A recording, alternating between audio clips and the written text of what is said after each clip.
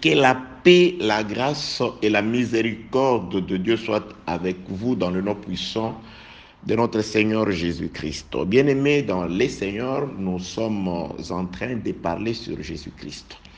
Nous avons commencé, je crois, aujourd'hui, c'est la 4e intervention par rapport à cet enseignement qui nous a été inspiré par les Seigneurs selon la demande que nous avons reçue de l'administration du groupe, afin que ce soit par nous que les enfants de Dieu soient ensémencés, soient exhortés. Donc, nous avons opté d'intituler notre thème qui ne parle que de Jésus-Christ. Le thème que nous avons soutiré dans les Saintes Écritures, dans le livre d'Exode, chapitre 21, le verset 18 et 19. Donc, nous l'avons intitulé la rupture du travail dédommagé par l'agresseur. Donc, nous allons passer à la lecture des Saintes Écritures. Prenons le livre d'Exode. Ce qui est écrit dans le livre d'Exode, chapitre 21. Donc, je prends le 2, versets 18 et 19, où il est écrit: si des hommes se querellent et que l'un d'eux frappe l'autre avec une pierre ou avec le poing, sans causer sa mort, mais en l'obligeant à garder les lits, celui qui aura frappé ne sera point puni. Dans le cas où l'autre viendrait à se lever et à se promener dehors avec son bâton seulement, il les dédommagera de son interruption de travail et il les fera soigner jusqu'à sa guérison. En tout cas, la rupture du travail dédommagée par l'agresseur. Nous avons compris qu'il y a eu 2 personnes qui étaient d'abord en train de se quereller, de la querelle jusqu'à la bagarre. Donc, c'est-à-dire, ils ne se sont pas battus sans être en contestation. Donc, d'abord, c'était des contestations ou des disputes appelées aussi querelles. Donc, ils se chamaillaient. Après les disputes ou les querelles conduiront à la bataille, à la guerre, à la frappe.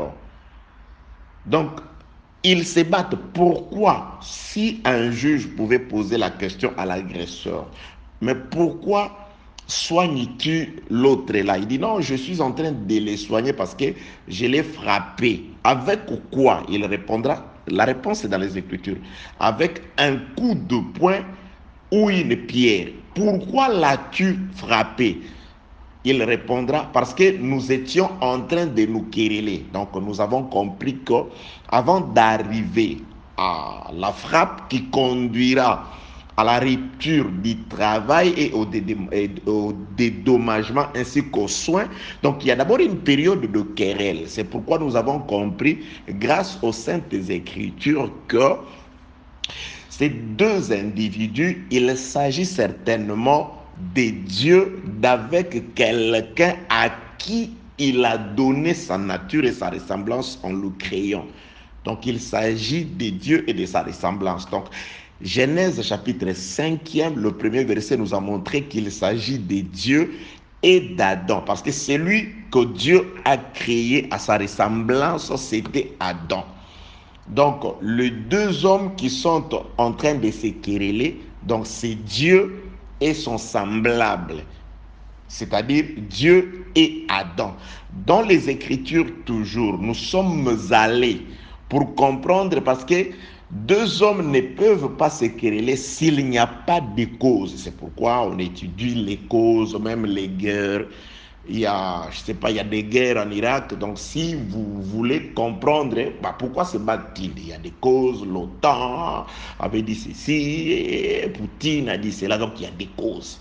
Donc, dans les Écritures, en ce qui concerne Exode chapitre 21, le verset 18 et 19, où on parle des querelles qui conduisent à la bataille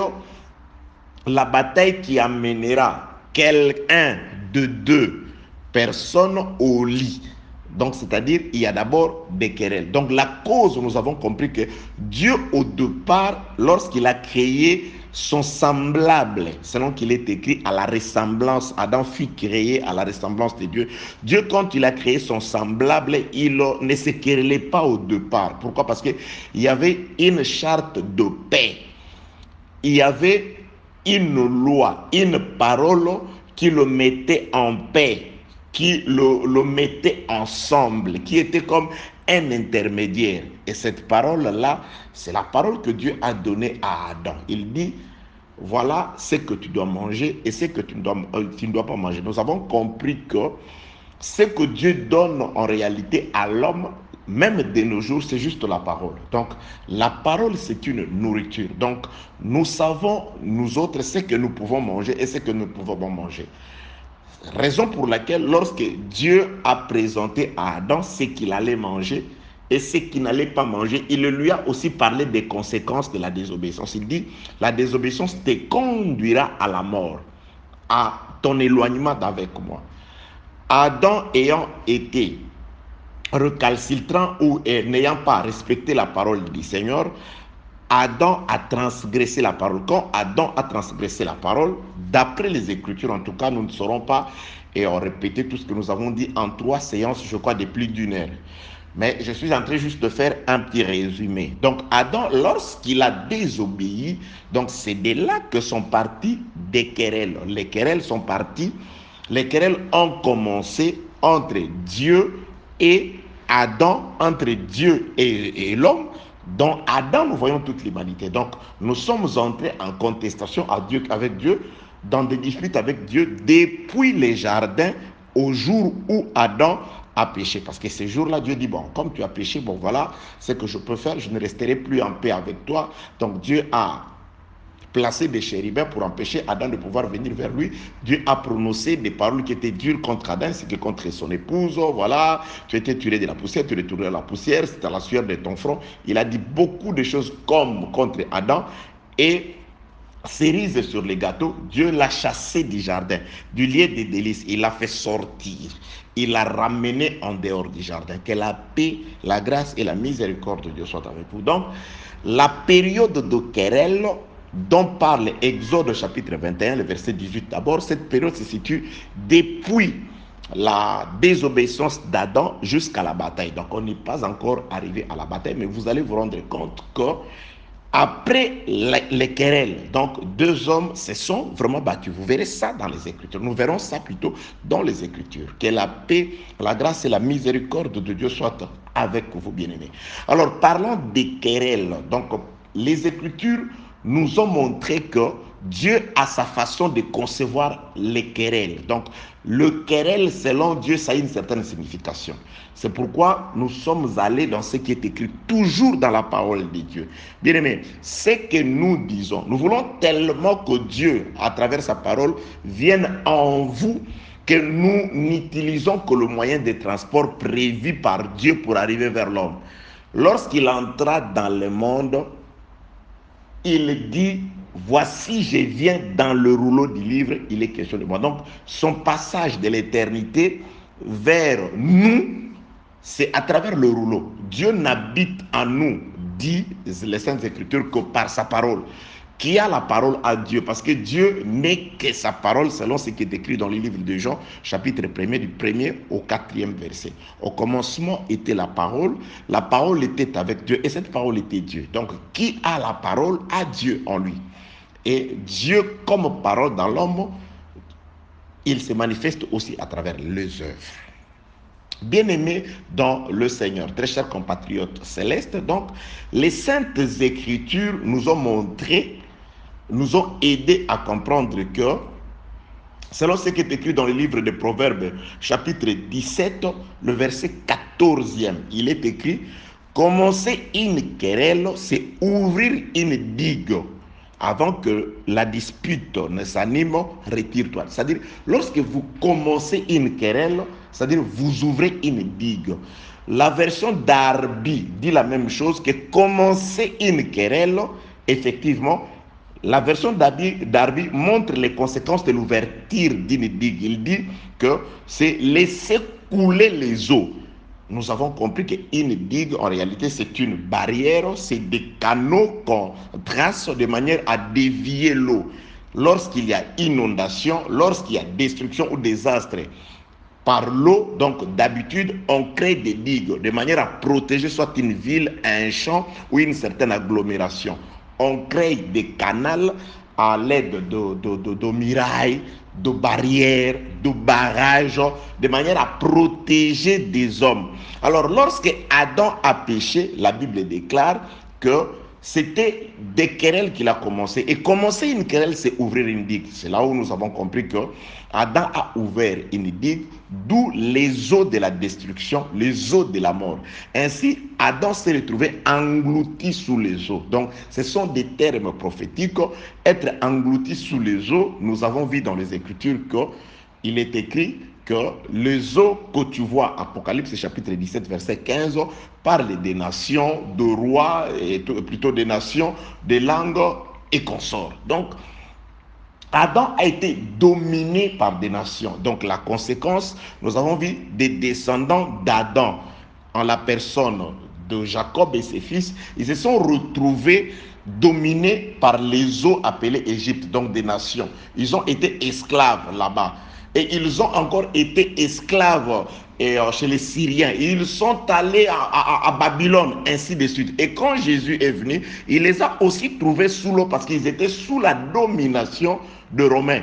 À telle sorte qu'ils n'avaient même pas le pouvoir de pouvoir appliquer leur loi. Donc il fallait la loi disait que si quelqu'un blasphème, vous le tuez. Donc pour tuer Jésus, il fallait qu'il le ramène à Pilate parce ils ont dit, nous n'avons pas le pouvoir. C'est-à-dire, Pilate qui était un Romain, il représentait César. Parce qu'à cette époque-là, c'est César qui régnait sur eux.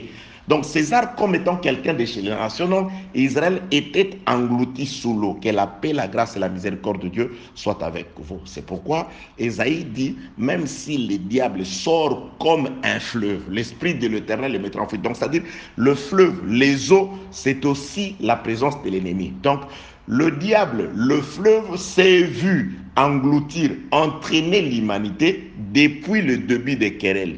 Et par les Écritures, par les saintes écritures, nous avons vu que les querelles ont commencé avec la désobéissance. Que la paix, la grâce et la miséricorde de Dieu soient avec vous. En tout cas, nous avons parlé en long et en large, employant plusieurs écritures, en faisant plusieurs tournures, de manière à nous faire comprendre que la sérénité d'Adam ou la tranquillité d'Adam, sa paix avec Dieu dépendait de l'obéissance ou de l'observation de la parole que Dieu lui avait donnée. Donc, tout le temps où Adam respectait la parole était comme une digue qui empêchait les eaux de l'atteindre. Parce que la mort était là, j'insiste, parce que Dieu l'avait dit à l'homme. Si tu manges, tu mourras. C'est-à-dire Dieu lui avait déjà rappelé que la mort est disponible. Mais ce qui empêchait la mort d'atteindre Adam, c'était la digue. Et la digue, c'était quoi? C'était l'observation. Chaque fois que Adam, avant de manger, il songeait à la parole. Est-ce le fruit que je vais manger? Dieu m'a permis de le manger ou pas? Chaque fois que Adam songeait à la parole, il vivait. Chaque fois que Adam mangeait en conformité avec la parole, il vivait. C'est pourquoi si Israël, ces jours-là, il est sorti où il a été épargné, le jour où l'ange destructeur était en train de pouvoir massacrer le premier-né à l'extérieur, si Israël s'est retrouvé épargné, ce n'est pas seulement parce qu'Israël avait des agneaux, mais premièrement c'est parce qu'Israël avait Moïse comme frère. Israël avait écouté Moïse. Donc la différence ces jours-là entre ceux qui étaient sauvés et ceux qui ont été victimes, dont les premiers-nés ont été victimes de l'épée de l'ange destructeur qui passait la nuit pour massacrer le premier-né, c'était tout simplement d'écouter ou de ne pas écouter Moïse. Parce que les Israéliens, les Égyptiens n'ont pas écouté Moïse. Parce que c'était des Juifs qui ont écouté Moïse. Dieu a dit, va dire ceci aux Juifs. Va dire ceci à mon peuple d'Israël. Dis-leur, le 10e jour, ils feront ceci. Entre les 2 soirs, ils prendront. C'est-à-dire, ces jours-là, l'avantage, c'était parce qu'ils avaient écouté Moïse. C'est pourquoi je nous dis ceci. Le salut est lié à l'écoute du véritable Moïse qui est Christ. Donc, c'était ça la première différence. Et je le dis encore sous une autre forme. Si la famine a frappé tous les pays du monde sauf l'Égypte, c'était parce que l'Égypte avait le privilège d'écouter l'homme de Joseph. Donc là où est Joseph, le peuple qui écoute Joseph, ce peuple-là vivra parce que Joseph sait comment faire pour prévenir les gens de la famine. Comment faire pour aider les gens de manière à ce que lorsque tout le monde est affamé, que ceux qui écoutent Joseph puissent être préservés. C'est ça l'avantage d'avoir Christ. C'est ça l'avantage d'écouter la pure parole, la vraie parole basée sur les Écritures. Que la paix, la grâce et la miséricorde de Dieu soient avec vous. Donc cette nuit-là, l'avantage d'Israël, c'était d'avoir écouté Moïse. Donc cette nuit-là, Israël ne s'habillait pas comme il voulait.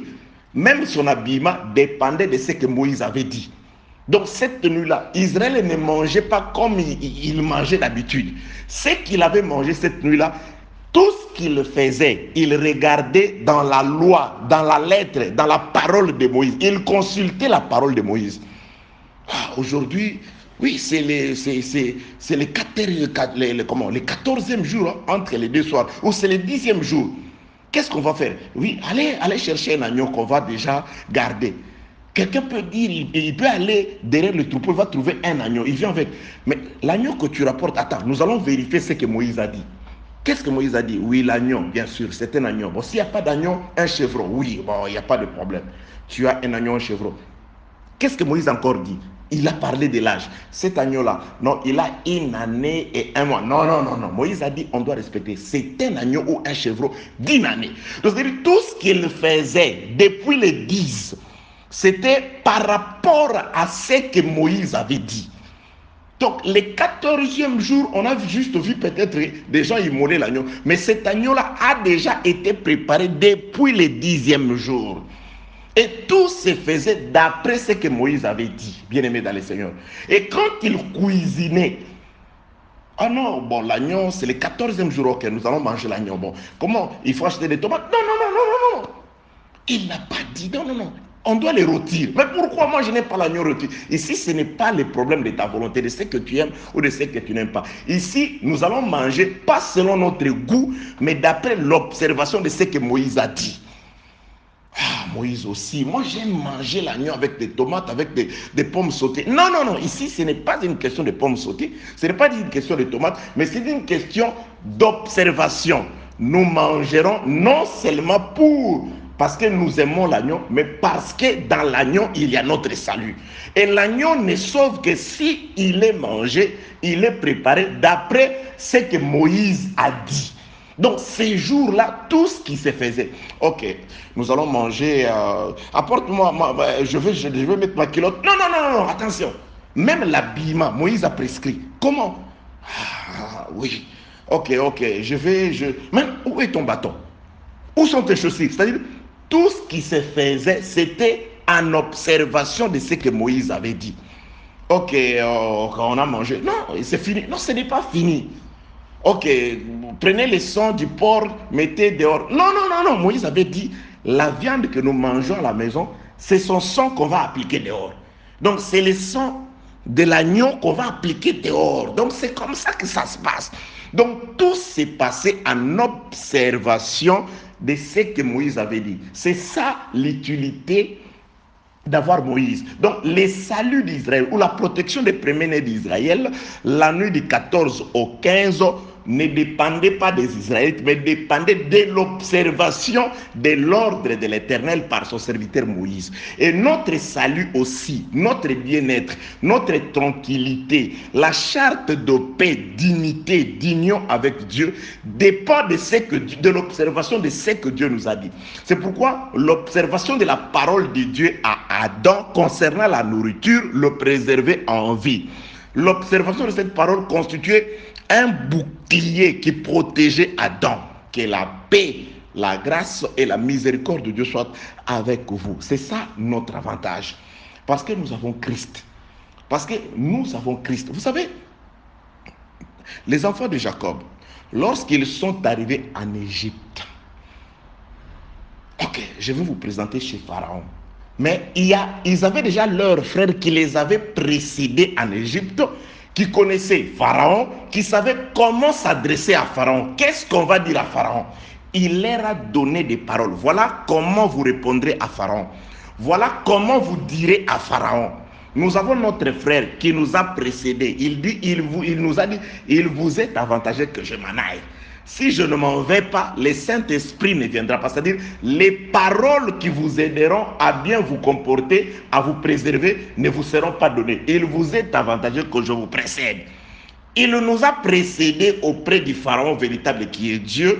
Il connaît les habitudes de Dieu. Et aujourd'hui, à travers le Saint-Esprit dans l'œuvre du ministère, Jésus-Christ est en train de nous mettre dans la bouche ce que nous pouvons même dire à Dieu dans la prière. C'est pourquoi il est écrit que celui qui détourne son oreille pour ne pas écouter la loi, sa prière est une abomination. Donc il faut écouter la parole. Parce que la prière, c'est la réponse à Dieu par rapport à ce qu'il nous a dit. Un jour, nous partagerons sur la prière. Vous allez vous rendre compte qu'il y a des gens qui offensent Dieu croyant prier. Il y a des gens qui vont prier, qui vont jeûner, mais là, ce qu'ils disent, ils offensent Dieu. Parce que vous ne pouvez pas demander à Dieu ce qu'il ne vous a pas promis. Donc, on ne peut pas bien prier si on n'a pas la maîtrise de la promesse. On doit savoir ce que Dieu a promis et demander à Dieu ce que lui a dit que vous allez le demander.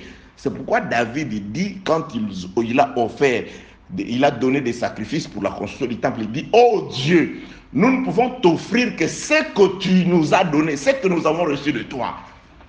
Ce que nous avons reçu de Dieu, c'est ce que nous devons lui donner. C'est la parole de Dieu que nous avons reçue de lui. C'est cette parole que nous devons lui retourner dans la prière. Ce sont les promesses que lui nous a faites. En priant, nous lui demandons par rapport à ses promesses. Il ne faut pas demander à Dieu ce qu'il ne vous a pas promis. Il y a des gens qui demandent à Dieu des choses qui ne nous ont pas été promises dans cette dispensation. Tout simplement parce qu'ils comprennent mal les dispensations.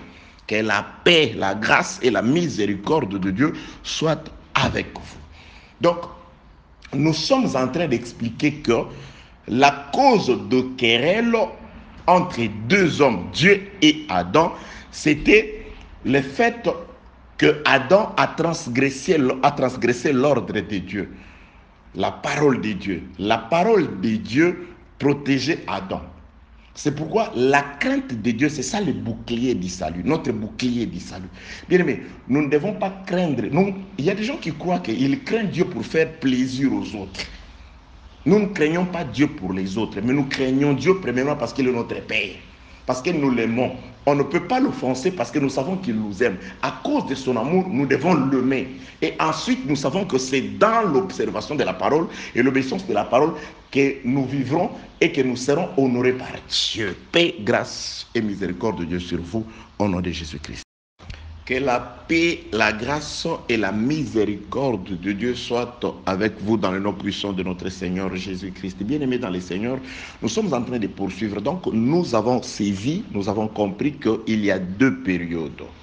Il y a la période des querelles qui prennent fin à la bagarre. C'est-à-dire de la querelle à la bagarre. C'est-à-dire depuis qu'ils se sont querellés, ils sont en querelle. Deux hommes sont en querelle, l'un frappe l'autre.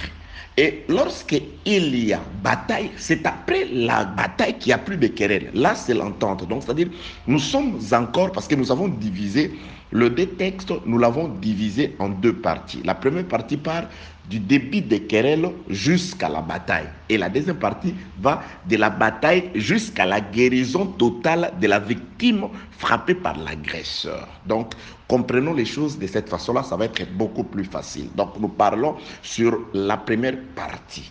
Que la paix, la grâce, la miséricorde et la lumière du Saint-Esprit vous soient accordées selon la promesse de Jésus-Christ, en son nom et glorieux nom. Bien-aimés dans le Seigneur, donc pendant la période des querelles, nous avons vu qu'il y a beaucoup de choses. Entre autres, une digue a été ouverte, donc les eaux sont entrées pour détruire et Adam crie, les eaux m'environnent. Je suis inondé par les eaux. Donc nous avons expliqué toutes ces choses-là. Mais aujourd'hui, nous allons aujourd'hui parler de la querelle et nous allons voir quelque chose. Passons dans le livre de Proverbes chapitre 26. N'oubliez pas, nous parlons de la période qui précède le dédommagement de celui qui a été frappé et a subi l'interruption du travail. Donc avant cette période-là, c'est des querelles. Nous parlons des querelles.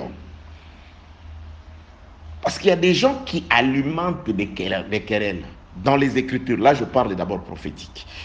Je suis dans le livre des Proverbes, chapitre 26. Je peux commencer, attendez. Voilà, je commence au 20e verset. Ce sont des passages des Écritures que nous connaissons tous très bien. Faute des bois, le feu s'éteint. Donc, faute ici ne veut pas dire que c'est par mauvais état du bois. Non, parce que j'ai écouté quelqu'un traduire ça en lingala dire Mabe Yakoni. Non.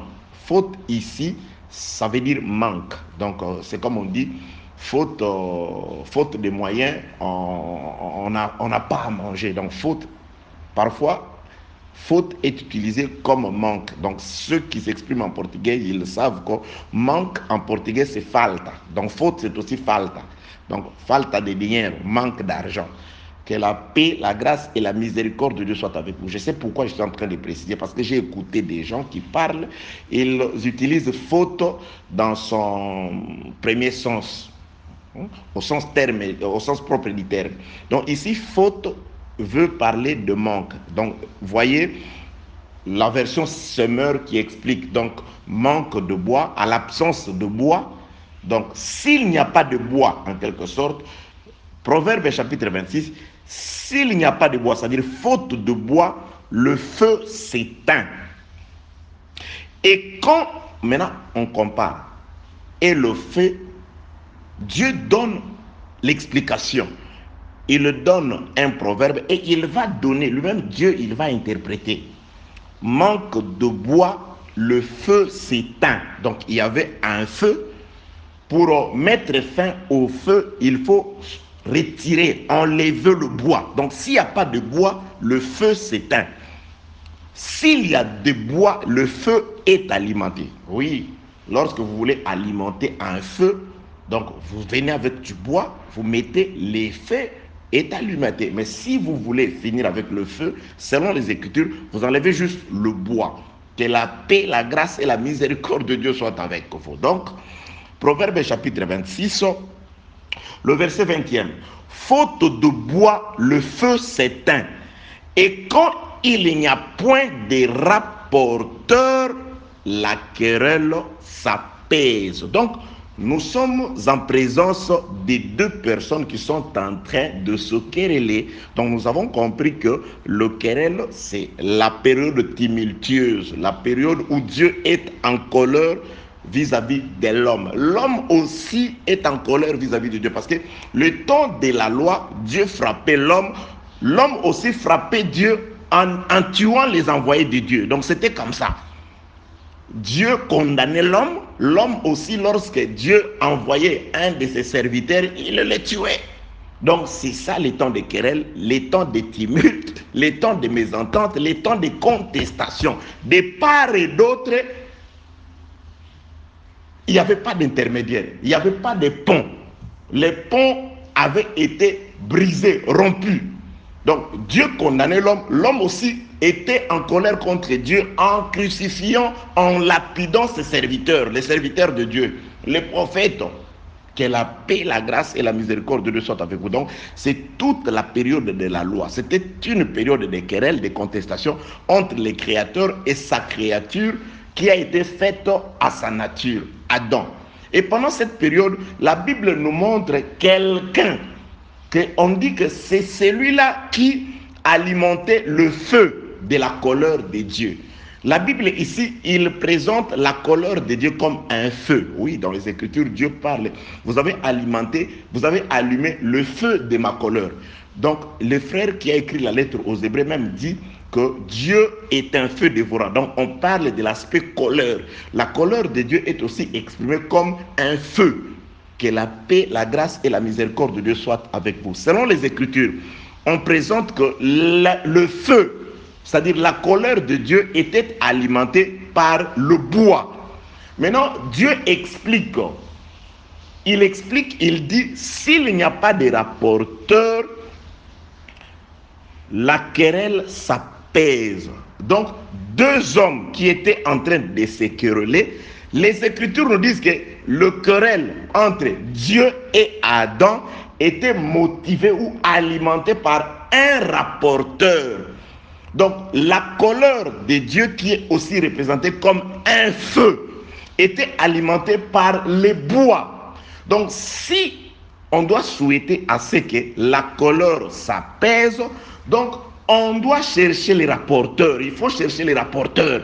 Parce que la Bible déclare, s'il n'y a pas de rapporteurs, la querelle s'apaise. Or, tous les temps de la loi, tous les temps, depuis le péché d'Adam, Dieu était en querelle avec l'homme. Donc, les Écritures nous disent qu'il y avait un rapporteur, il y avait un bois. Ces bois-là, on le mettait au feu et ça alimentait la colère de Dieu. Ça alimentait la colère. Donc, il faut juste retirer les bois. Alléluia, j'aime les Écritures. Que la paix, la grâce et la miséricorde de Dieu soient avec vous. Nous trouverons les explications de ce que nous sommes en train de lire dans les Écritures toujours. Je ne voudrais pas, comme je l'ai toujours dit, que vous vous éparpillez dans la pensée. Donc, restons concentrés dans ce que nous sommes en train de dire. Certainement, nous respectons ce que nous vous avons promis de dire. C'est-à-dire, nous parlons sur la rupture du travail qui doit être dédommagée. Mais il n'y a pas rupture du travail si l'homme n'est pas frappé. L'homme n'est pas frappé s'il n'était pas en querelle avec son vis-à-vis. Donc, nous parlons maintenant de la colère. Donc, c'est-à-dire, la colère doit cesser parce que la Bible dit ceci. Lorsque l'un frappe l'autre, utilisant le coup de poing ou la pierre, là, il n'y a plus de dispute. Ils étaient en dispute, c'est-à-dire des ennemis. Mais lorsque la frappe arrive et que la victime va au lit, l'agresseur ne reste plus agresseur. Il doit changer de technique. Alléluia. Il devient l'ami parce qu'il doit le soigner. Il devient très proche de lui. C'est-à-dire, le querelle prenne fin après la bagarre, après la frappe. Donc, nous parlons d'abord de la période. Ne vous en faites pas, soyez apaisés. Vous aurez toutes ces choses-là. Si Dieu est avec nous, si telle est aussi la volonté du Seigneur, s'il ne vient pas nous prendre avant, c'est que s'il nous prend, nous serons avec vous là-bas. Il va nous expliquer encore beaucoup d'autres choses. Parce que la Bible déclare, quand il viendra, ce que nous disons, c'est ce qui est partiel. Donc, ce qui est partiel disparaîtra. Là, c'est le total. Nous verrons face à face. Ah, c'était comme ça. Ah bon, ah, mais pasteur, apôtre, quand tu parlais, tu avais juste, mais tu ne nous as pas dit comme, mais tu ne nous as pas rapporté la moitié. Oui, voilà. Parce que la reine de Séba avait entendu parler, depuis son pays, elle avait entendu parler de la de la grandeur de Salomon.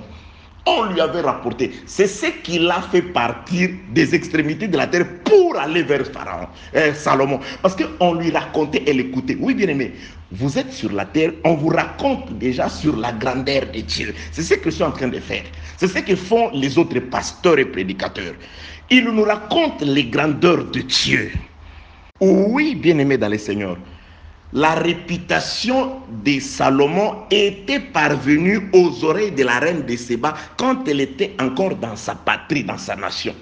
Elle avait écouté et cela avait touché son cœur. Elle dit non, je dois me déplacer, je dois aller là-bas. C'est comme Rebecca.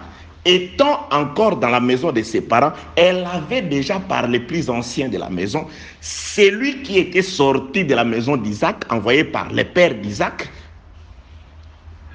pour arriver jusqu'à chez elle, lui parlait déjà. Elle avait déjà une idée. Lui avait déjà parlé. Voilà, Abraham, Dieu l'a béni, beaucoup de richesses, et il lui a donné un enfant dans la vieillesse.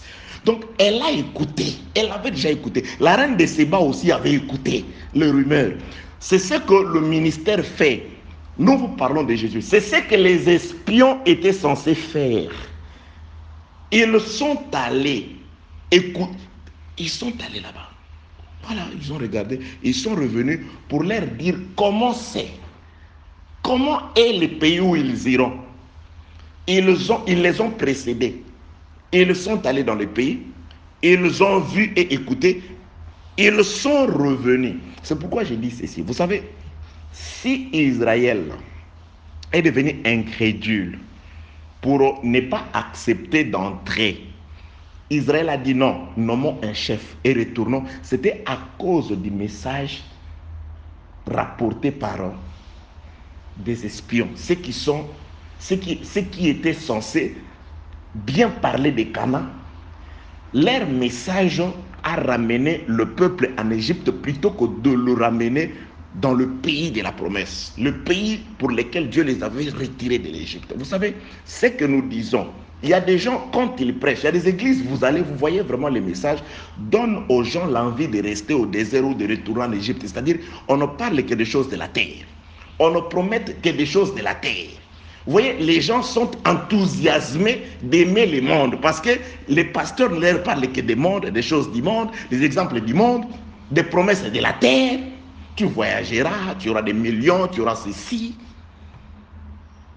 Que la paix, la grâce et la miséricorde de Dieu soient avec vous. Bien aimés, le message peut accélérer le cœur de quelqu'un comme le message du plus ancien avait fait brûler le cœur de Rebecca et lui a empressé d'aller vers l'homme. Mais le message des 10 espions a donné l'envie au peuple de rester en Égypte, de retourner, de chercher un chef dont le regard regarde vers l'Égypte. Donc nous devons faire attention à ce que nous annonçons, à ce que nous disons, nous présentons à l'église comme message. La reine de Séba, je suis en train de dire ceci. La reine de Séba avait déjà entendu, elle avait vu, elle avait écouté. Non, il y a un roi qui est à Jérusalem, il est terrible. Voilà comment est sa sagesse. Voilà comment est sa grandeur. Elle s'est déplacée. Quand elle est arrivée sur place, elle a vu et elle a écouté de ses oreilles. Elle a vu, lorsqu'elle a vu Salomon face à face, elle a dit, mais non, dans tout ce qu'on m'a dit, quoi que ça m'a fait déplacer de là, des extrémités de la terre pour venir ici, c'est qu'on m'a dit, mais ils ne m'ont même pas rapporté la moitié de ce que je vis. C'est pourquoi le frère Paul dit, lorsque ce qui est total viendra, ce qui est partiel disparaîtra. Aujourd'hui, nous voyons comme à l'aide d'un miroir. Nous vous présentons, voilà, c'est ça. Mais ces jours-là, lorsque nous serons avec lui comme la reine de Séba, nous dirons, oh mais non, apôtre Blanchard et les autres, ils ne nous ont pas dit la moitié de ce que nous voyons. Parce que la gloire, cette gloire-là, c'est quelque chose que l'œil n'a jamais vu. Cette gloire-là, on ne sait de l'imaginer. Donc c'est tellement fabuleux, merveilleux que c'est une surprise réservée à ceux qui y seront. Que la paix, la grâce et la miséricorde de Dieu soient avec vous. C'est pourquoi nous devons aimer Dieu. C'est pourquoi nous devons nous accrocher à Dieu. C'est pourquoi nous devons marcher selon la parole. Afin que ce jour-là, nous parlions comme la reine de Séba. Oh non, non, non, non, non. Nous avons écouté, nous avons entendu, mais on ne nous a pas rapporté. On n'a pas écouté la moitié de ce que nous vivons. Ce que nous vivons est tellement glorieux. Que la paix, la grâce et la miséricorde de Dieu soient avec vous. Oui, bien-aimés dans les Seigneurs. Je suis allé là-bas. Je suis dans la période de querelle. La période qui précède l'amitié entre les deux hommes qui étaient en contestation, en querelle. Cette amitié-là vient après la frappe. L'amitié entre les médecins et son malade. Parce que celui qui a frappé deviendra le médecin. Ce changement-là est glorieux. Il était un agresseur, mais lorsqu'il frappe, par rapport à la loi, il dit non, je change de tunique. Il va enlever la tenue militaire, la tenue de combat qui faisait de lui un agresseur, et il va mettre la toge blanche de médecin. Alors je vais te soigner. Et la Bible déclare, il va soigner jusqu'à la guérison. Jusqu'à la guérison. Alléluia. Jusqu'à la guérison. Rentrons bien aimés dans le Seigneur. Je suis dans le livre de Proverbes chapitre 26, le verset 20. Faute de bois, le feu s'éteint. Et quand il n'y a point de rapporteur, la querelle s'apaise. Donc nous sommes dans la période où il y a la querelle. Donc les Écritures nous disent qu'il y a eu querelle, il y a eu mésentente, dispute entre Adam et Dieu. Il y avait caché un rapporteur. Il y a quelqu'un qui rapportait à Dieu. Dieu, tu vois ce qu'Adam a fait là? Adam aussi. Dieu se mettait en colère. Il y a aussi quelqu'un qui venait du côté de Dieu. Il allait vers Adam. Adam, toi vraiment, c'est que Dieu prépare pour toi. Ah non, non, non. Ah, Dieu prépare ça pour nous. Non, je rentre en Égypte. Il y a un rapporteur. Ça, c'est les Écritures qui disent. C'est pourquoi nous allons dans les Écritures chercher et trouver les rapporteurs. Parce qu'on doit retirer le bois. On doit retirer les rapporteurs afin que la paix revienne, afin que la querelle s'apaise. Kimia et Kota. Donc les rapporteurs, on doit les soutirer. Proverbe chapitre 26. J'avais lu le verset 20, je reprends. Faute de bois, le feu s'éteint. Et quand il n'y a point de rapporteur, la querelle s'apaise. Verset 21. Maintenant, on commence à expliquer les choses. Le charbon produit un brasier. Le bois produit du feu. Ici, le bois, c'est au singulier. Au singulier, un seul bois produit du feu. Alors, si vous rentrez au verset 20, ces bois-là, faute desquels le feu s'éteint, c'est ces bois-là qui est le rapporteur. C'est ces bois-là. Donc, pour calmer ou éteindre le feu de la colère de Dieu, on doit chercher un bois. Parce que c'est le bois qui produit le feu. Le feu de la colère de Dieu est produit par un bois. Donc, les bois là, de ces bois, c'est ce que nous allons chercher dans les Écritures. Il faut qu'on trouve ces bois. Il faut qu'on trouve ces rapporteurs. Parce que s'il n'y a pas de rapporteurs, la querelle s'apaise. On n'a pas besoin de querelle quand même. Dieu est le Tout-Puissant. Il a tout. Nous avons besoin de lui. On a besoin d'être en paix avec Dieu. Mais maintenant, on nous dit que voilà, si vous ne vous entendez pas avec Dieu et que Dieu est un Dieu qui s'irrite à tout temps, comme dit David dans le livre de Psaume chapitre 7e, c'est qu'il y a quelqu'un qui lui rapporte des choses. Et du côté de Dieu, on se dit, Dieu, tu vois, si l'homme te désobéit fréquemment et qu'il frappe et tue tes prophètes là-bas, parce qu'il y a un rapporteur, quelqu'un qui part dans les deux sens. Il va vers l'homme, il parle, il vient vers Dieu, il parle. Donc c'est un bois qu'on doit retirer. Alléluia, j'aime les Écritures. Certains, d'aucuns voient déjà Satan. Je vous dis déjà, ce n'est pas Satan. Ce n'est pas Satan. Descendons dans les Écritures. Donc, Proverbe chapitre 26, le verset 20. Faute de bois, le feu s'éteint. Quand il n'y a point de rapporteur, la querelle s'apaise. Verset 21. Le charbon produit un brasier et le bois au singulier, un seul bois produit du feu. Ainsi, un homme querelleur échauffe une dispute. Donc, c'est-à-dire, Dieu parle tantôt d'une manière, tantôt d'une autre. Nous voyons, il y a un bois qui produit le feu, il y a un homme querelleur qui produit des disputes. Donc, la dispute entre Dieu et Adam, c'est-à-dire toute l'humanité, tous ceux qui sont sortis issus du sang d'Adam, il y a un bois qui est là, qui alimente les feux. Il y a un rapporteur. Saisissez les rapporteurs. Alléluia. Je descends au verset 22e. Les paroles du rapporteur sont comme des friandises. Elles descendent jusqu'au fond des entrailles, comme des scories d'argent appliquées sur un vase de terre.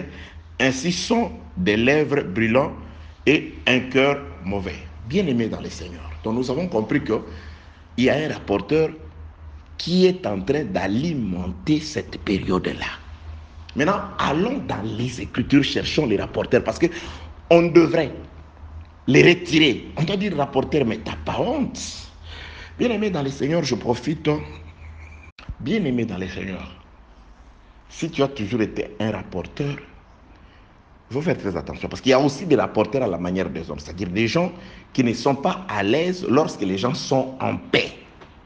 Et parmi ces rapporteurs, il y a même des pasteurs qui appellent quelqu'un et disent, mais toi tu es là, tu sais ce qu'on dit, on dit à ton dos ici.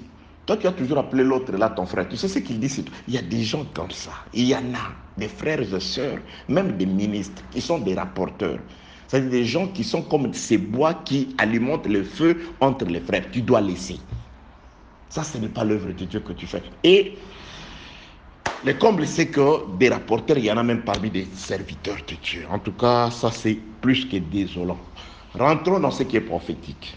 Donc, Proverbe chapitre 26, verset 20, faute de bois, le feu s'éteint. Et quand il n'y a point de rapporteur, la querelle s'apaise. Mais pourquoi rapporteur, pourquoi la querelle? Parce que nous répétons ceci. Exode 21, 18, 19, notre texte de base dit ceci. Lorsque des personnes se querellent, donc il y a des personnes qui se querellent, et ils vont lutter. Et cette lutte conduira à un changement, c'est-à-dire à l'apaisement des querelles et à des dédommagements et aux soins. Mais avant cela, nous étudions la période de querelle. Et nous parlerons aussi de la lutte, nous parlerons aussi si Dieu nous conduit. Dieu permet, nous parlerons aussi, parce que celui qui frappe, il est puissant, il utilise le coup de poing, le kofi, ou il utilise la pierre, le banga. C'est des instruments, vous verrez dans les Écritures, qui a été frappé et quels sont les deux instruments qui ont été utilisés. Et pourquoi on l'a frappé? Parce que c'est un rapporteur. On ne sait pas. Ok. Faute de bois, le feu s'éteint. Et quand il n'y a point de rapporteur, la querelle s'apaise. Les charbons produisent un brasier et le bois produit du feu. Ainsi, un homme querelleur échauffe une dispute. Donc, nous cherchons soit un bois qui peut avoir, un rapporteur qui peut avoir la forme d'un homme ou d'un bois. Oui, le bois et l'homme, c'est la même chose. Là, je suis dans ce que Jésus-Christ a fait dans la guérison de l'aveugle. Jésus-Christ prend un aveugle, il prie pour lui pour la première fois. Lorsque Jésus-Christ lui impose les mains, il prie, suivez-moi, pour la première fois. Il demande après, il demande à l'aveugle, tu peux voir? Il dit, je peux voir, mais je vois les hommes comme les bois. Bon, premièrement, toi, tu n'as jamais vu. Comment sais-tu que ça, c'est un homme et ça, c'est un bois? Parce qu'il dit, je vois les hommes comme des bois. Ah, c'est là où nous comprenons que cet aveugle, cet homme, avant de devenir aveugle, il voyait. Donc, il avait la connaissance de la différence entre un bois et un aveugle. Il est devenu aveugle après. Et quand on vient pour lui annoncer l'évangile, si l'évangile n'est pas clair, il dit, non, non, non, non, non, non. Je suis un enfant assis au banc. Vous êtes ministre, mais ce que vous dites là, non, non, non, ce n'est pas juste. Oui, parce que l'onction que vous avez reçue, on ne peut pas vous enseigner autre chose. On ne peut pas vous enseigner autre chose. Ce que nous vous enseignons ne doit être que des rappels. Ça ne peut que vous rappeler la connaissance que vous aviez déjà reçue. Que la paix, la grâce et la miséricorde soient avec vous. Donc, je suis dans Jésus-Christ qui est pris pour un aveugle. Quand le Seigneur impose ses mains, cet homme dit, je vois les hommes comme des bois. Jésus-Christ va prier pour la seconde fois. Et quand il va prier pour la seconde fois, il dit, ah, maintenant je peux voir de manière claire et distincte. La deuxième prière conduit l'aveugle à voir l'homme comme l'homme, le bois comme le bois. Donc nous ramenons cela. Les deux prières de Jésus-Christ parlent aussi des deux alliances du Seigneur qui a été faites à l'humanité. La première alliance que Dieu a conclue avec les enfants d'Israël par le biais des animaux sur le mont Sinaï. Donc c'était une alliance où les hommes étaient représentés sous forme de bois.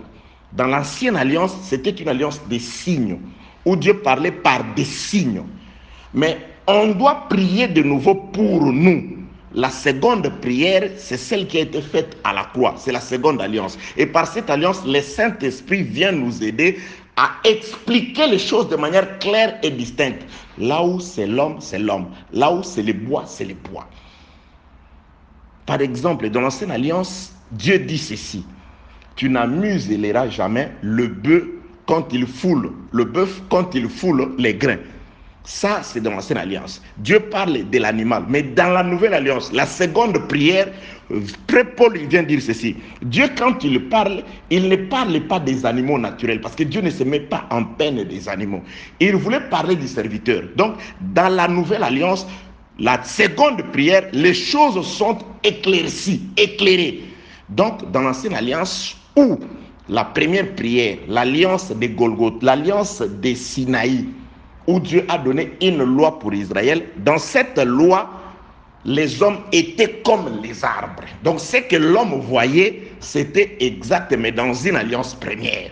C'est pourquoi cette alliance, c'est la seconde prière que Jésus-Christ a fait sur nous. Et dans cette prière, nous expliquons les choses de manière claire et distincte. Je l'ai toujours dit, le ministère, c'est la facilitation des choses. Le ministère, C'est Dieu, esprit incompris, tout-puissant, qui doit revêtir la chair, devenir comme l'homme, marcher comme l'homme, parler comme l'homme, dormir comme l'homme, pleurer comme l'homme, fuir quand on veut le lapider comme l'homme. Dieu se met au niveau de l'homme afin de lui parler. Lorsque Dieu était resté au ciel, esprit, grand, puissant, fait dévorant, personne n'était sauvé. Personne n'avait compris la parole. Mais dans la nouvelle alliance, il dit non, je dois sauver l'homme, je dois descendre à son niveau. C'est pourquoi la Bible appelle le ministère. Le frère Pierre compare le ministère à l'œuvre d'une nourrice qui prend soin de sa tendre enfant, de son tendre enfant. Une nourrice ne donne pas seulement à manger, mais une nourrice, c'est une personne qui soigne les bébés, qui parfois, vous savez, il m'est arrivé déjà de rester avec mon enfant. Mon garçon de 4 mois, ma femme avait voyagé, donc je suis resté avec mon garçon de 4 mois. Donc parfois, quand quelqu'un était dehors, il pouvait peut-être m'écouter en train de pouvoir parler comme un enfant. Bébé, bébé, bébé, bébé, bébé. Je me mettais à la place de l'enfant. Si je veux rire avec lui, je dois faire des gymnastes comme un enfant. C'est ça, c'est-à-dire quand vous enseignez, vous devez être capable de faire comprendre la pensée de Dieu, même à ceux qui viennent à l'église pour la première fois. Ah non, ils n'ont pas compris parce qu'ils n'ont pas les niveaux. C'est toi qui n'as pas les niveaux, pasteur, docteur, prophète. Aujourd'hui, non, lui, on ne le comprend pas parce qu'il est prophète. Non, le ministère, c'est pour conduire à l'édification, construire, édifier. La capacité de simplifier, de faire comprendre ce qui est dur, ce qui est difficile, de le faire comprendre pour sauver. Car la parole doit sauver. Mais comment les gens peuvent-ils être sauvés s'ils ne comprennent pas ce que tu dis? Si le message n'est pas bien assimilé, si le message n'est pas bien compris. Voler, oui, on vole. Mais va juste prendre ce qui est là, ramène aussi, parce que Dieu n'a pas seulement donné à Adam de dominer sur les oiseaux. Adam domine sur les oiseaux. Il domine aussi sur les animaux qui sont comme ça, qui marchent avec lui sur la terre. Il donne des noms aux oiseaux. Quand vous volez, ceux qui ont la compréhension, ils ont des noms, ils ont l'explication. Vous devez aussi donner des noms aux animaux domestiques qui vivent avec vous sur la terre. Des bébés, ceux qui ne peuvent pas voler. Même descendre dans la mer pour aller donner les noms même aux poissons. Ok, la paix, la grâce et la miséricorde de Dieu soient avec vous. Donc, nous cherchons ici les rapporteurs. Donc, vous comprenez qu'on cherche les rapporteurs. Pourquoi? Parce que les Écritures l'accusent. Les Écritures disent que s'il y a eu querelle entre Dieu et Adam, c'est qu'il y a eu un rapporteur. C'est qu'il y a eu un feu produit par un bois. Donc nous devons retirer, parce que la Bible déclare, faute de bois, le feu s'éteint. Le feu de la colère de Dieu qui a été allumé par la désobéissance de l'homme depuis le jardin, ce feu-là, on doit l'éteindre parce que nous avons intérêt à rester en paix avec Dieu. Parce que tout ce dont nous avons besoin, il n'y a que Dieu qui puisse nous les donner. Donc restons en paix avec Dieu. Alors, nous allons à la chasse. Armons-nous, bien-aimés dans le Seigneur, nous allons à la chasse du rapporteur. Prenons les Écritures. Je suis dans le livre de la Genèse, chapitre 37. Genèse, chapitre 37. Attendez. Je suis dans la Bible. Ok. Je fais avec moi. Genèse, chapitre 37. Genèse, chapitre 37. Je commence au premier verset. Là, je crois que je vais juste lire les 2 premiers versets. Genèse, chapitre 37. Je commence au premier verset. Jacob demeura dans le pays de Canaan où avait séjourné son père. Où avait séjourné son père. Verset 2e. Voici la postérité de Jacob. Joseph, âgé de 17 ans, faisait, n'oubliez pas, je répète, bien-aimés, nous sommes à la recherche d'un rapporteur. Parce que la Bible accuse, les Écritures accusent les rapporteurs. On dit que les rapporteurs, c'est comme un bois qui alimente les feux. Or, le feu doit cesser, doit s'éteindre. On doit l'éteindre. Et la procédure, c'est juste, la Bible déclare, s'il n'y a pas de bois. Donc, il ne faut pas venir avec l'eau. Il faut juste retirer les bois. Parce que les bois, c'est les rapporteurs qui divisent. Il y a même une écriture, avant d'arriver ici, je prends cette écriture, ça m'est venu à l'esprit, l'écriture de Proverbes, les rapporteurs divisent les amis. Attendez, les rapporteurs divisent les amis. Parce que Dieu, au début, il était ami avec Job, avec Adam. Mais les rapporteurs divisent les amis. Le rapporteur, le rapporteur divise les amis. Les rapporteurs côte de bois, proverbe.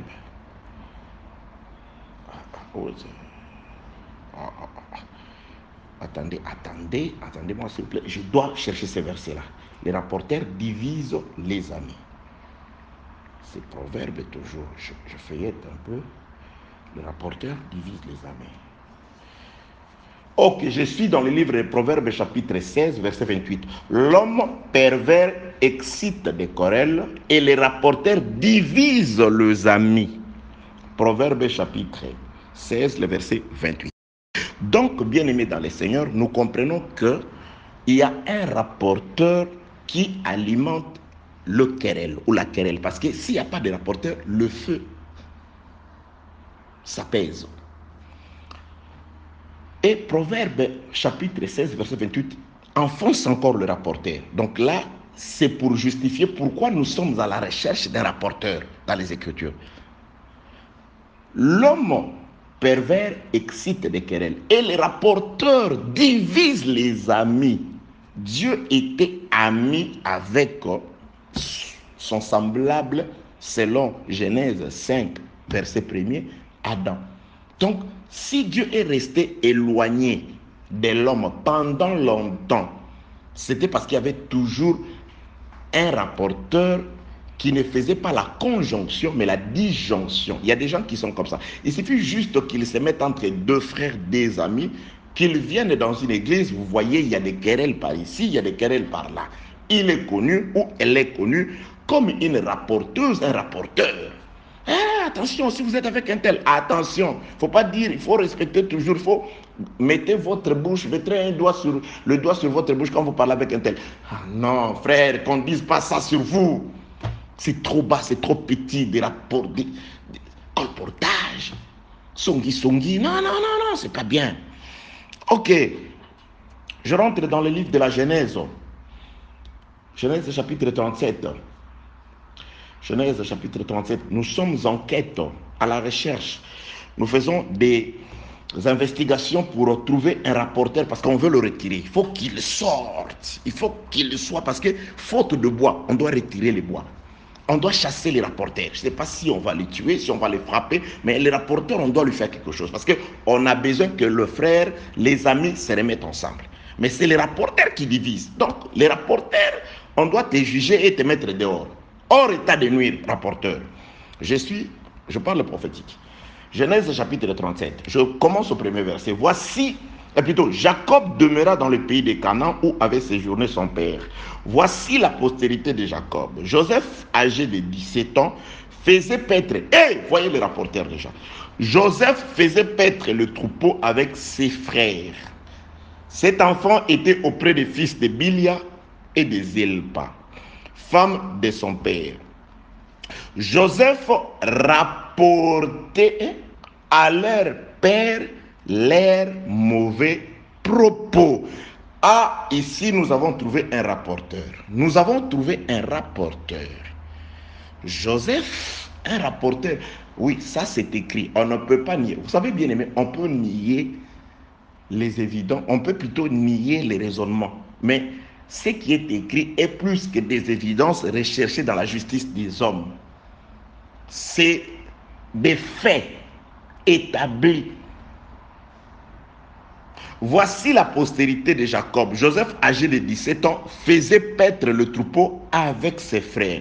Cet enfant-là, Joseph, cet enfant était auprès des fils de Bilia et de Zilpa, femme de son père.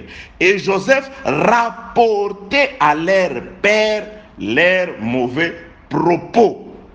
Verset 3. Israël aimait Joseph plus que tous ses autres fils, parce qu'il l'avait eu dans sa vieillesse et il lui fit une tunique de plusieurs couleurs. Je ne suis pas dans la tunique, mais je suis dans l'œuvre, le travail de Joseph. Donc Joseph, c'est le fils aimé de Jacob. Jacob aimait Joseph plus que tous ses autres enfants. Et il a mis le sceau à cet amour par une tunique, par un vêtement. C'est pourquoi je répète que si Dieu t'aime, il va te donner un vêtement différentiel, un vêtement différent de tout le monde. On te reconnaîtra par les vêtements. Mais celui-là, pourquoi il a un vêtement différent de tout le monde? Parce que Dieu l'aime. Les vêtements, c'est l'enseignement. Les vêtements, c'est des bonnes œuvres aussi. Notre manière de vivre, notre manière d'être, c'est ce qui atteste que Dieu nous a tant aimés, il nous a donné les vêtements. Dieu a tant aimé ses enfants, il leur a donné les vêtements. Christ, c'est ça les vêtements que Dieu a donnés à l'Église. Et ces vêtements, il est à l'intérieur par l'enseignement, il est aussi, c'est l'extériorisation de l'enseignement. C'est pourquoi j'avais dit ceci, on mange l'agneau à l'intérieur de la maison. Le sang de l'agneau mangé à l'intérieur, c'est ce sang qui est appliqué dehors. Donc, c'est-à-dire, quand on regarde dehors, on voit le sang, on dit, oh, ce sang ici, oui, c'est le sang de ce qui se mange. La vie manifestée à l'extérieur, c'est la vie de la parole que tu écoutes, que tu as toujours écoutée. Ça, c'est l'expression de l'amour, le vêtement de Joseph. Les vêtements différents, cousus pas par ses frères, mais par le Père, le couturier de Dieu. Il a cousu un vêtement qu'il a donné à son fils. Alors, nous ne sommes pas dans les vêtements aujourd'hui. C'est que nous disons tout simplement que c'est le fils bien-aimé qui était auprès du Père. Lui, il ne travaillait pas.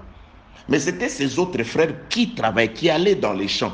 Et lui, il allait juste auprès d'eux, comme leurs frères. Mais or, c'était un espion du Père. C'est-à-dire, quand il venait comme... vraiment, nous, non, moi, je n'ai pas le temps d'aller chercher les pailles pour les bêtes. Papa, il nous fatigue aussi. Il nous envoie lui-même faire... Tout ce qu'il disait, la Bible déclare, il ne rapportait que les mauvais propos. Oui, c'est ce qui est écrit. Voici la postérité de Jacob. Joseph, âgé de 17 ans, faisait paître le troupeau avec ses frères. Cet enfant était auprès des fils de Bila et de Zilpa, femme de son père. Joseph rapportait à leur père leurs mauvais propos. C'est-à-dire, les enfants étaient toujours... Jacob était fâché vis-à-vis de ses autres enfants. La cause, il y avait un rapporteur. Le rapporteur, c'était Joseph. Ce n'était pas le rapporteur de bons propos. Ah non, voilà, là, il ne fait pas l'intercession. Non. Il rapportait. La Bible déclare, les mauvais propos. Donc la présence de Joseph auprès de ses frères, ce n'était pas pour ramener les bons propos, les prières, les offrandes. Non. Lui, il ne prenait que les mauvais propos. Voilà, papa, il nous fatigue. Voilà, papa aussi. Lui, il y en a tout. Non, voilà, nous aussi, on ne va pas faire ce travail. On n'est pas ses serviteurs quand même. On n'est pas ses esclaves chaque jour. On ne doit pas être son troupeau. Et après ça, on n'a même pas le droit de manger. Pour manger, il faut demander la permission. Tous les mauvais propos, les fils aimés du Père étaient comme un espion. Il écoutait. Il rapportait les mauvais propos. Ah, voilà. Nous sommes dans la loi, dans l'ombre. Dans l'ombre, Jacob représente aussi Dieu. Et Joseph représente Christ. Dans l'ombre, j'ai dit. Et ses enfants représentent les enfants d'Israël. Parce que c'était les enfants d'Israël. Israël, c'était le nom de Dieu. Joseph, c'est le fils aimé de Dieu. Donc, c'était Jésus-Christ qui, vivant, rapportait les mauvais propos des hommes à Dieu. Jésus-Christ nous accusait auprès de Dieu. Ah, est-ce que ça a un sens? Oui, bien-aimés, ne vous en faites pas, tout doucement. On est ensemble. Mais écoutez ce que je voudrais, là où je veux terminer, parce que je veux juste prendre 1 heure pour vous laisser le temps de digérer. On se retrouve demain. Mais avant d'arriver, je vais dire ceci. Je ramène ce qui est écrit sur Joseph. Joseph rapportait les mauvais propos de ses frères auprès d'Israël, leur père. Donc, si nous rentrons à ce qui est écrit dans le livre des Proverbes, chapitre 27, donc, le bois qui alimentait le feu de la colère de Jacob, c'était Joseph. Le rapporteur qui divisait les amis, qui divisait Jacob de ses enfants, les rapporteurs à l'absence desquels ou duquel la querelle va s'apaiser, donc c'était Joseph. D'où la Bible déclare faute de bois, donc il faut retirer les bois. Donc, en quelque sorte, Joseph doit mourir pour qu'il y ait la paix entre les enfants et leur père. Donc Joseph doit mourir. D'après les Écritures, c'est comme ça. Parce qu'un rapporteur, s'il n'y a pas de rapporteur, la querelle s'apaise. Donc, tous les temps de l'Ancienne Alliance, où Dieu était en contestation avec l'homme depuis son péché, c'est parce qu'il y avait un rapporteur, Christ. Mais Christ n'est venu qu'à la fin. Donc, depuis tous les prophètes qui sont venus, les Écritures, comme les Écritures disent qu'ils ont prophétisé avec l'Esprit de Christ. Donc, Christ a commencé à être rapporteur depuis la présence de tous les prophètes jusqu'à ce que lui-même, parce qu'il dit, qu'est-ce qu'ils disent de moi? Tu es Jean-Baptiste, tu es Élie, tu es ceci. Donc, ce n'était pas les mensonges. On voyait en lui Élie, Jean-Baptiste, Moïse, Jérémie. Donc, il était tous ces prophètes-là. Donc, c'est-à-dire, tous les prophètes dans le corps de Jésus-Christ étaient des rapporteurs. Donc, leur présence nous empêchait d'être en paix, en communion avec Dieu. Donc, la bagarre dont on parle est là. Donc, on doit normalement agresser un rapporteur parce que on doit retirer le bois. Un bois doit être retiré parce que c'est ce bois qui alimente le feu. Pour qu'il y ait paix entre Dieu et Adam, pour qu'il y ait cessation de querelle, la paix, le rétablissement de la paix, la Bible déclare, on doit fouiller, chercher, trouver. Nous avons cherché dans les Écritures, nous avons trouvé les rapporteurs. Mais maintenant, on doit les retirer. Donc, Joseph doit mourir. Pour aujourd'hui, que celui qui a créé les cieux et la terre vous bénisse. Dieu Tout-Puissant, laisse que ta grâce, ta miséricorde accompagne mes bien-aimés. Laisse que cette parole, Seigneur Jésus-Christ, ne puisse pas seulement être des discours qui soient agréables aux oreilles, mais que ça puisse produire le fruit de la repentance. Que cette parole puisse nous ramener à nous rapprocher de toi. Sois béni, glorifié et sanctifié. Toi qui as été, toi qui es et toi qui viens. Toi qui vis au siècle des siècles, qui règne d'éternité en éternité. Au nom de Jésus-Christ, je m'avais résisté à tout esprit impur, à toute puissance démoniaque et satanique qui nous empêche de nous approcher du Seigneur, qui nous empêche de refléter la gloire de Jésus, qui nous empêche de témoigner Christ même à travers l'assistance matérielle de Dieu dans notre existence. Je résiste à toute puissance du diable au nom de Jésus. Que la paix promise par Dieu, par son serviteur Jésus-Christ, soit le partage de tout celui qui écoutera ces messages. Dans le nom puissant de celui qui était, qui est et qui vient, Jésus de Nazareth, nous avons ainsi prié. Amen. Shalom à tous.